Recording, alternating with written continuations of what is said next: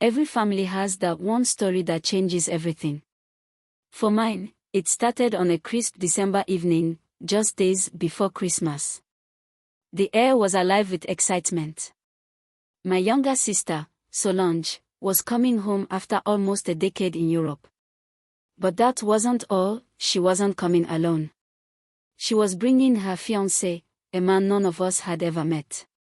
The suspense was unbearable. For weeks, our home had been a whirlwind of preparations. My mother, ever the perfectionist, wanted everything to be flawless. Solange has been gone for so long, she said, arranging fresh flowers on the dining table. She deserves the warmest welcome. My father had spent days making sure the house was in perfect shape, repainting the living room and fixing anything that so much as creaked. Even my sister Claudine, who was already married and lived nearby, brought her husband and little daughter over to help. There was an unspoken agreement: this homecoming had to be unforgettable. Solange had always been the star in our family. At 23, she was breathtakingly beautiful, fiercely intelligent, and full of charm. She left for Europe at just 15, chasing a dream of higher education and independence. Now, she was coming back not just as a successful woman but as a soon-to-be bride. Her fiancé, according to her, was wealthy, kind, and the love of her life. The mystery surrounding him only fueled our curiosity. Solange had never posted a picture of him on social media, and she spoke about him sparingly. For me, as her older sister, the intrigue was both exciting and nerve-wracking. I wanted to meet the man who had stolen her heart. But as thrilled as I was for Solange, her return also brought a bittersweet pang. At 28, I was still single, and the whispers of relatives and neighbors were growing louder. "When will you settle down?" they asked, their voices tinged with faux concern. My younger sister Claudine was already married with the cutest little girl, and now Solange was on the brink of marriage too. The unspoken comparison hung in the air.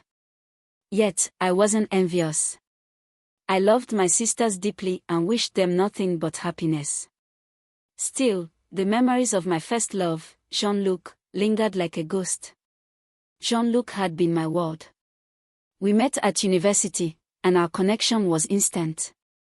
He was charming, ambitious, and he had a smile that could disarm anyone. We spent every moment together, dreaming about a future that seemed just within reach. But life had other plans.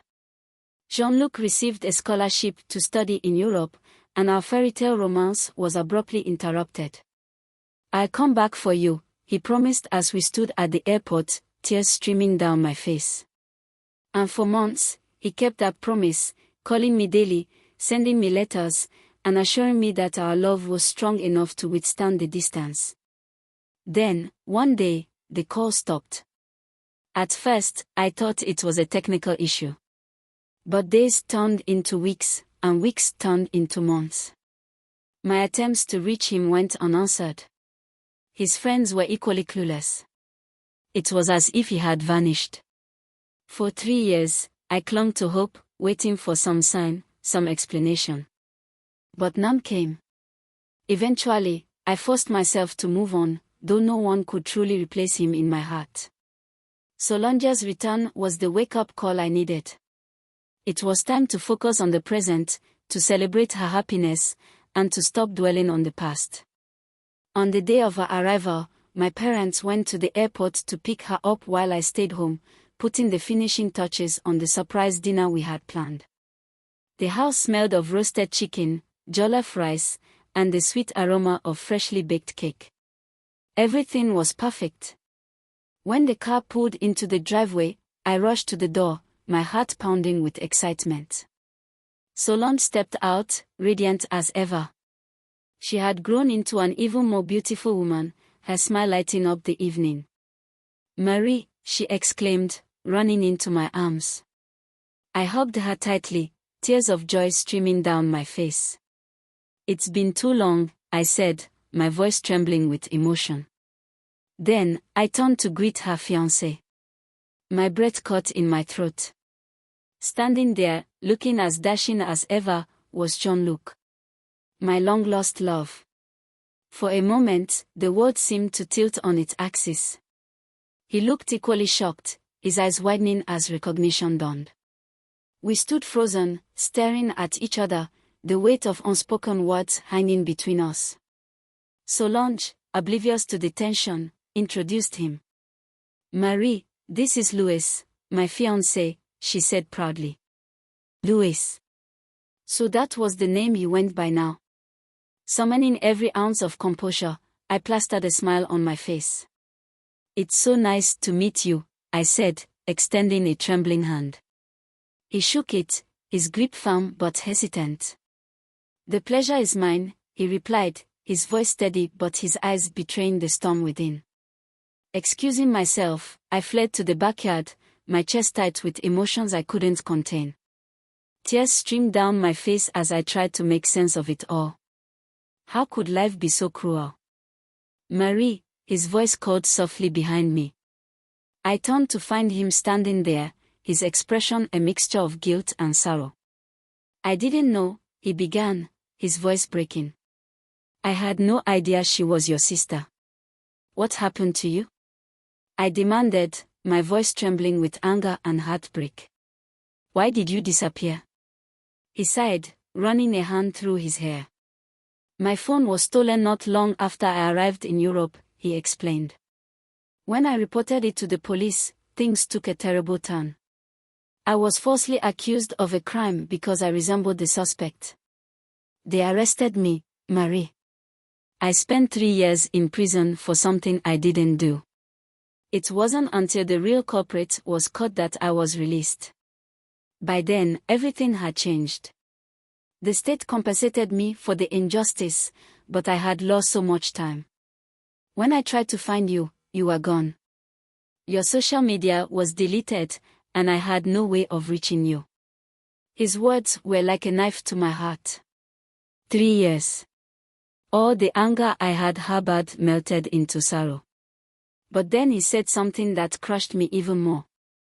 After a while, I met Solange. She brought light back into my life. She's been my everything. And now, she's pregnant with my child. I felt like the ground had been ripped out from under me.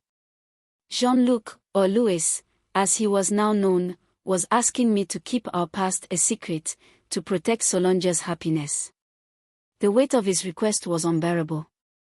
For the rest of the evening, I avoided him, plastering a smile on my face and pretending everything was fine. Days turned into weeks, and Solange and Louis's wedding approached. I kept my promise, burying my feelings and pretending as if nothing had ever happened. They married in a beautiful ceremony, surrounded by family and friends. Solange was glowing with happiness, and I couldn't bring myself to shatter her joy. But the burden of the secret grew heavier. Over the years, I distanced myself from them, unable to bear the sight of Louis with my sister. Solange noticed. "Marie, why don't you visit us anymore?" she asked one day, her voice tinged with hurt. Did I do something wrong? "Of course not," I replied, forcing a smile. "I've just been busy." But the guilt was eating me alive. Solange was my sister, my confidant, my best friend. And now, there was a wall between us. I didn't know how much longer I could keep the truth buried. Would it destroy our bond if she found out? Or was honesty the only way to truly heal? Now, I ask you, what would you do in my shoes? Would you tell your sister the truth, risking her happiness and your relationship? Or would you keep the secret, carrying the burden alone? Thank you so much for watching till this point. We look forward to reading your opinions in the comment section. Have a great day. See you in the next video. Bye.